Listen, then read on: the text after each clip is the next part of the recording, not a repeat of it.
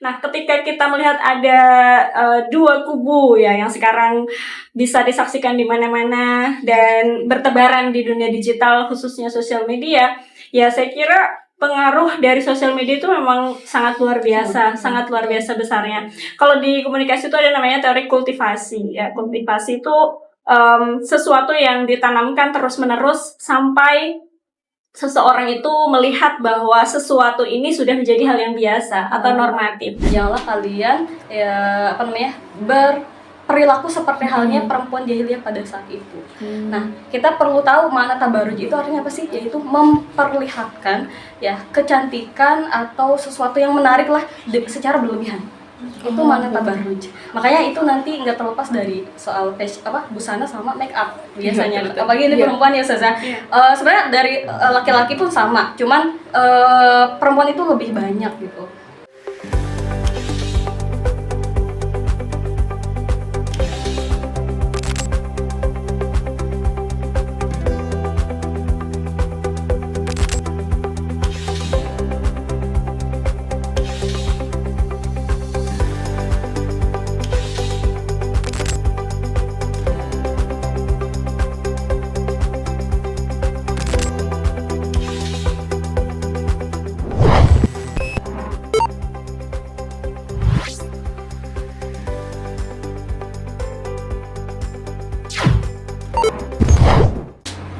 Bismillahirrahmanirrahim. Assalamualaikum warahmatullahi wabarakatuh. Halo Sobat Wasan. Alhamdulillah kembali lagi kita dipertemukan di dialog Masisir, yang dimana dialog Masisir ini sempat vakum beberapa waktu. Tapi insya Allah kita lanjut lagi dan alhamdulillahnya di tengah-tengah kita hadir dua narasumber hebat yang sangat familiar di kalangan Masisirwati. Masya Allah, jadi ada siapa tuh? Jadi samping saya ada Ustazah Nurhara LC Diplom. Halo Kak Nurhara, apa kabar? Alhamdulillah baik. Gimana kabarnya Kak? Baik juga, alhamdulillah. Jadi Ustazah Nurhara ini, beliau sangat aktif di berbagai kajian-kajian keputrian dan kajian-kajian kitab lainnya yang gimana ya, familiar banget di kalangan Masisir. Dan di samping beliau ada Ustazah Damai Wardani. Gimana Ustazah? Halo Ustazah. Halo Kak Nida. Kabarnya gimana Ustazah? Alhamdulillah baik. Masya Allah.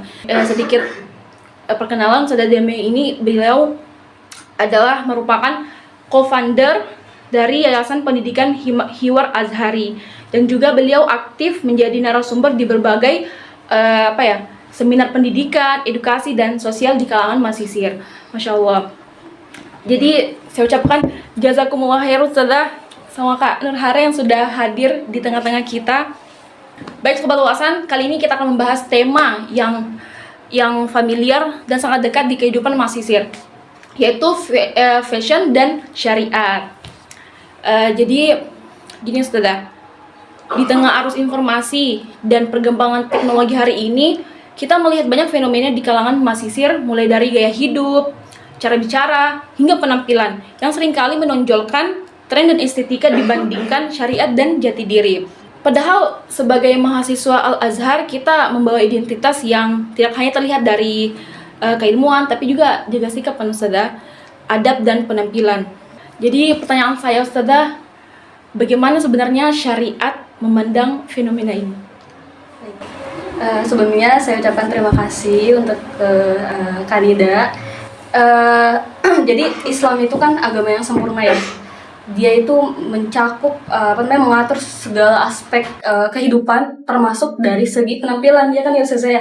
Atau yang kita kenal dengan hay'ah, artinya penampilan. Nah, terkadang yang kita pahami penampilan itu hanya soal estetika aja, kayak gimana nih biar terlihat cantik, kemudian terlihat menarik gitu. Jadi hanya fokusnya itu hanya soal estetika. Padahal syariat itu ya karena dia lingkupnya itu juga membahas tentang hay'ah tadi atau penampilan tadi, itu mengatur dari segi penampilan tadi, khususnya mungkin untuk nggak hanya perempuan ya, laki-laki pun sama. Apa itu syariat? Misalkan yang pertama, tujuan kita itu ya untuk menaati perintah Allah. Ya, misalkan perempuan itu kan diperintahkan untuk menutup aurat. Betul. Kemudian yang kedua itu menjaga kehormatan, iffah. Ya, jadi perempuan itu ketika dia menutup auratnya, maka dia itu akan terjaga. Karena saya teringat turunnya perintah hijab itu atas idenya dari Sayyidina Umar. Jadi ketika itu ada salah satu sahabiat, beliau bukan budak ya Ustazah, itu diganggu sama orang entah orang kafir, entah pokoknya laki-laki di malam hari. Karena mereka beralasan mereka kira itu budak, kayak itu. Betul. Jadi tidak ada bedanya antara yang perempuan merdeka dengan perempuan budak. Kemudian akhirnya disampaikan ke Rasulullah. Itu belum turun wahyu ya. Itu idenya dan sarannya dari Sayyidina Umar. Kemudian disampaikan ke Rasulullah, kan Rasulullah tidak mengucapkan sesuatu tanpa adanya wahyu. Jadi bukan karena nafsu kan. Akhirnya tidak lama dari situ wahyu turun tentang hijab. Jadi seolah-olah tuh memang ada beberapa wahyu turun itu menyetujui ide-idenya Sayyidina Umar. Gitu kan. Makanya kan Nabi pernah bilang kalaulah ada nabi setelahku maka Umar itu yang lebih pantas kayak gitu. Nah ini jadi Sayyidina Umar itu adalah pencetus pertama, beliau yang memberikan ide perempuan itu menutup aurat, yaitu dengan berhijab ya untuk perempuan. Nah itu menjaga kehormatan. Kemudian yang ketiga menutup aurat ya. Karena kan berpakaian itu tidak terlepas dari menutup aurat ya kan. Kemudian yang terakhir yaitu ya agar kita itu terhindar dari fitnah ya kan, dari fitnah. Apalagi perempuan itu kan memang zat perempuan itu sendiri adalah fitnah. Jadi makanya perlu diatur dalam syariat, yaitu dalam busana seperti itu. Itu secara umumnya ya. Jadi memang ada 4 poin tadi, yaitu memang menaati perintah Allah, kemudian menjaga ifah atau kehormatan, yang ketiga itu menjaga aurat, dan yang terakhir itu tadi terhindar dari fitnah. Oh, Masya Allah. Jadi itu tadi dari segi syariatnya ya, Kak. Kalau dari segi sosialnya, bagaimana sih soal menjaga penampilan itu? Ya, kalau kita bicara secara norma sosial, memang tidak mesti apa yang kita katakan ini baik, ini buruk bagi seseorang, itu juga baik dan buruk bagi orang lain. Belum tentu penampilan saya yang misalnya seperti ini looknya, bagi orang lain itu indah, itu cantik. Belum tentu. Bisa jadi mereka akan menganggap mungkin mengekang sekali, kenapa nggak lebih seksi misalnya, atau lebih terbuka ya. Begitu juga sebaliknya, mereka yang berpenampilan kurang sesuai dengan syariat, mungkin bagi yang menggunakannya dinilai juga seperti itu. Jadi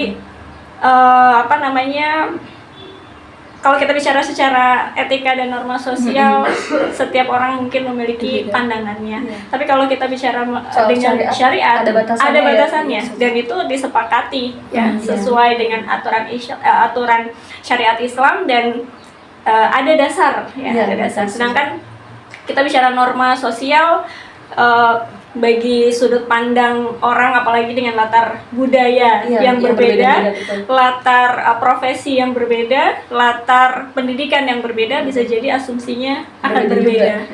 Gitu.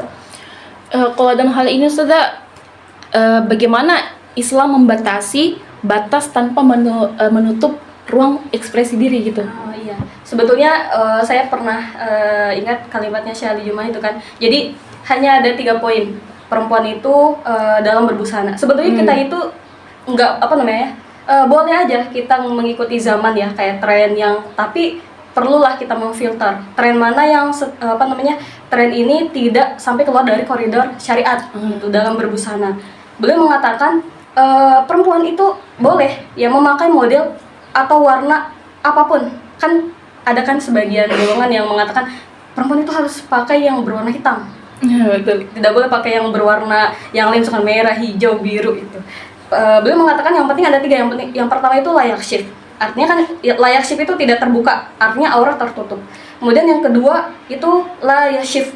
Layak syif itu artinya tidak ketat. Jadi lekak-lekuk tubuh itu tertutupi. Kemudian juga yang terakhir itu layak syif pakai sad, itu artinya tidak nerawang. Itu aja. Selama baju itu tidak tertutup aurat, kemudian tidak nerawang, tidak ketat, mau model seperti apapun boleh, seperti itu.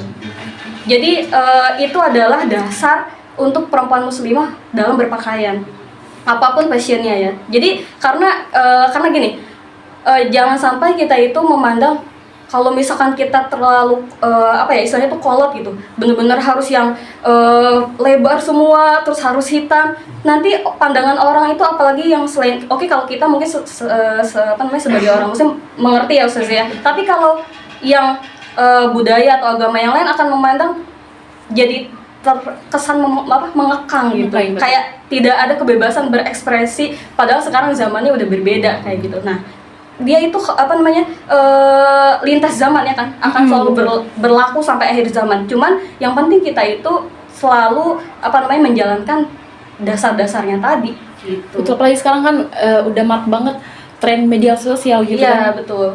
Kayak sekarang kan waktu itu pernah di majelisnya Syekh itu ada yang bertanya begini, Ustazah, Syekh, apa hukumnya perempuan yang memakai kerudung tapi lehernya terlihat? Nah, sekarang kan sedang banyak kan, Iya. itu sekarang lagi tren. Lagi tren pashmina jahat gitu kan. Perempuan pakai kerudung tapi lehernya terlihat. Iya. Itu kata siapa coba?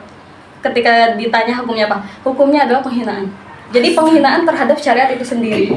Gitu. Karena jelas dalilnya Rasulullah mengatakan kepada Sayyidah Asma, ya Asma, ketika engkau sudah balik, yaitu keluarnya darah haid, maka tidak boleh terlihat dari tubuhmu itu kecuali ini dan ini itu isyaratnya yaitu ke wajah sama telapak tangan. Itu artinya leher pun aurat gitu kan. Kemudian juga biasanya perempuan itu sekarang banyak juga Ustazah yang model ini ya, pakaian yang dia cuman 3/4 yang segini, mohon maaf ya. Ini saya sengaja pakai hanya lengan, kaki juga. Iya, kaki juga betul. Dan itu bisa sampai di Masjid Sirwati. Iya, gitu dan kan. tidak memakai ini, handshot. Ya. Karena bagi mereka ini sebuah keindahan, jadi mungkin terlihat jamnya, gelangnya gitu Ustazah. Masih banyak banget model-model yang udah jauh dari dasar-dasar tadi. Padahal sebetulnya kalau kita lihat masih banyak kok ya Ustazah model-model baju yang ya oke lah, misalkan estetik bagus dan tapi tetap tertutup dan yang 3 tadi, sesuai 3 poin tadi gitu. Berarti kalau dari pandangan Ustazah Damai, seberapa besar sih pengaruh tren media sosial di Masjid sekarang, Masjid Sirwati, terhadap tren-tren yang tidak lepas dari kata FOMO, fear of missing out gitu kan? Bagaimana Ustazah? Besar sekali ya kalau ditanya seberapa besar. Besar sekali karena kalau misalnya secara syariat tadi kita mungkin bisa mengklasifikasinya secara sederhana, mungkin ini yang masih sesuai norma, masih sesuai etika, tapi belum tentu sesuai syariat. Iya, betul. Kemudian ini yang sesuai dengan syariat, artinya mungkin ini harus kita evaluasi ya, bukan harus serta-merta langsung nih dinyatakan bahwa ini salah, tapi mungkin kita perlu mengevaluasi. Dan satu sisi masisir yang sudah sesuai dengan syariat, sudah sesuai dengan aturan. Nah, ketika kita melihat ada 2 kubu ya yang sekarang bisa disaksikan di mana-mana dan bertebaran di dunia digital, khususnya sosial media, ya saya kira pengaruh dari sosial media itu memang sangat luar biasa besarnya. Kalau di komunikasi itu ada namanya teori kultivasi. Ya, kultivasi itu sesuatu yang ditanamkan terus-menerus sampai seseorang itu melihat bahwa sesuatu ini sudah menjadi hal yang biasa atau normatif. Katakanlah misal dulu ketika belum ada sosial media, Masisir masih mungkin Kak Nurhara mengalami ya zaman belum semarak sekarang karena sudah lama di Mesir ya. Masih nyantri banget misalnya ya kan, masih nyantri banget karena sosial media belum semasif saat ini gitu. Iya betul. Apalagi sekarang kayak banyak tekanan kayak bilang, ya takut dibilang gak update kude, jadi kayak takut gitu. Betul. Nah itu pengaruh media yang terus-menerus menampilkan apa yang terbaru, apa yang tren, apa yang viral, apa yang sekarang banyak disukai orang, dan itu diakses oleh kita semua, oleh Masisir, sehingga mereka akan kemudian menormalisasi apa yang mereka lihat. Padahal yang terlihat itu belum tentu normal sesuai dengan syariat gitu kan, hanya normal sesuai dengan zamannya saja. Gitu. Jadi FOMO, takut tertinggal akan tren terbaru dan seterusnya, itu satu sisi memang memberikan dampak positif. Ada dampak positifnya dan kita tidak bisa menafikan. Dampak positifnya salah satunya misalnya kita jadi lebih peduli setidaknya dengan penampilan, sehingga yang dulunya misalnya santri itu dekil, mahasiswa yang menuntut ilmu agama itu ketinggalan zaman dan seterusnya. Sekarang orang malah mungkin sudah susah membedakan ya kan, mana yang menuntut ilmu agama dan mana yang umum, karena yang menuntut ilmu agama sekarang juga sudah memperhatikan penampilan ya. Betul. Artinya proses untuk menerima keindahan yang baru dari yang sebelumnya itu sebenarnya sesuatu yang layak untuk diterima. Hanya saja sisi negatifnya yang tidak bisa ditinggalkan juga adalah kita jadi seolah-olah menomorsatukan sisi tadi penampilan yang sesuai dengan estetika terbaru, yang sesuai dengan tren terbaru itu dinomorsatukan, sehingga apa, hal-hal yang seharusnya diikuti terlebih dahulu seperti syariat, aturan Islam dan seterusnya dikesampingkan. Iya, betul. Gitu. Nah gini Ustazah, kan dalam istilah Islam ada istilah tabarruj ya dalam berpenampilan. Mungkin Kak Nurhara bisa kasihkan contoh apa sih istilah tabarruj itu? Ya. Itu kan ada di dalam surah Al-Ahzab ya, ayat 33. Ayatnya itu bunyinya Bismillahirrahmanirrahim, wala tabarrujna tabarrujal jahiliyatil ula, ya kan. Janganlah kalian berperilaku seperti halnya perempuan jahiliyah pada saat itu. Nah, kita perlu tahu mana tabarruj itu artinya apa sih? Yaitu memperlihatkan ya kecantikan atau sesuatu yang menarik lah secara berlebihan. Itu mana tabarruj. Makanya itu nanti nggak terlepas dari soal busana sama make up biasanya. Apalagi ini perempuan ya Ustazah. Sebenarnya dari laki-laki pun sama, cuman perempuan itu lebih banyak gitu. Nah, kemudian gimana? Lanjut aja. Lanjut ya. Jadi mengenai make up kan sekarang udah terlihat seperti sebuah hal yang biasa ya Ustazah, make up itu. Nah, perlu ada garis bawahnya, itu secara berlebihan. Betul. Kan kita juga bisa membedakan kan mana yang dia itu make upnya cuma sekedar biar terlihat segar aja gitu, biar nggak kayak orang pucet atau enggak takut dikira orang sakit gitu kan. Mana yang memang dia itu keluar seperti mau ya udah mendangan mau make upnya terlalu berlebihan ya, misalkan sampai pakai bulu mata, terus pakai pensil alis gitu ya, sampai ya semua yang glitter gitu lah pokoknya alat-alat make up yang banyak itu. Nah, itu yang disebut tabarruj itu adalah yang menampakkan kecantikan secara berlebihan. Kemudian juga sebetulnya yang tadi saya bilang yang secara berlebihan itu pun khilaf di antara ulama Ustazah. Karena ulama yang sangat berhati-hati itu bahkan perempuan itu harusnya keluar pun tidak boleh memakai make up. Jadi cukup mungkin kalau kita sekarang pelembab sama sunscreen aja gitu. Jadi bahkan mungkin bedak tipis-tipis aja gitu Ustazah, sama ini paling sangat tipis lah, nggak terlihat pakai sesuatu. Nah, cuman itu kan khilaf ya. Tapi yang sepakat oleh para ulama itu mengatakan perempuan itu jangan tabarruj, artinya ketika dia keluar rumah itu memakai make upnya yang sangat mencolok gitu, sangat mencolok. Karena ya perempuan itu hanya boleh berdandan lah ya, itu hanya yang pertama di depan suaminya, kemudian yang kedua itu hanya sesama perempuan ya, kemudian yang ketiga ya di kalangan keluarganya saja.